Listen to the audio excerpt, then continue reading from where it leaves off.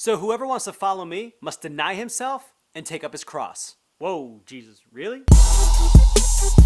Hey guys, what's up? It's Tom, and today we're going to talk about what is Jesus trying to say when he's telling us that we have to give up our lives for him. And that whole part about judging a man by his actions. You know, a friend of mine used to say, remember, Jesus says, take up your cross and follow me, not pick up your pillow. This is one of the hardest readings we have in scripture, but it's also one of my favorite readings because this is Jesus challenging us. This is Jesus laying it out that says, look, if you want to follow me, you have to deny yourself. You have to take up your cross. It's go time. And then at the end of the reading, he says, because listen, everyone's going to be judged based on their actions. And you know, it makes me think that's fair. You know, isn't it right that everybody should be accountable for their actions? Isn't it just that everyone should have to account for the things that they did and the things that they said? Isn't that what goodness really is? And at the same time, it scares me because the St. Paul says all have fallen short of the glory of God. See, the idea is that God has a plan for us, and we spend the majority of our lives fighting against that plan and separating ourselves from God. But here comes Jesus.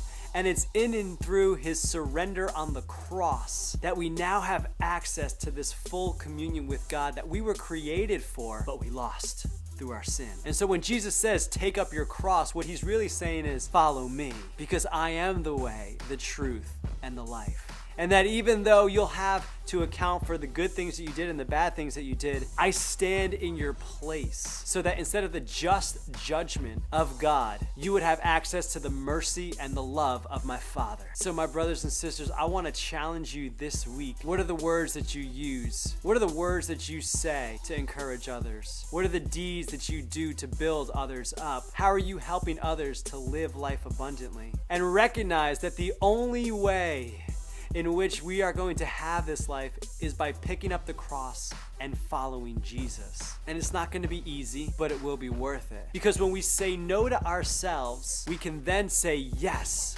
to this amazing plan that God has in store for our lives, to live life abundantly.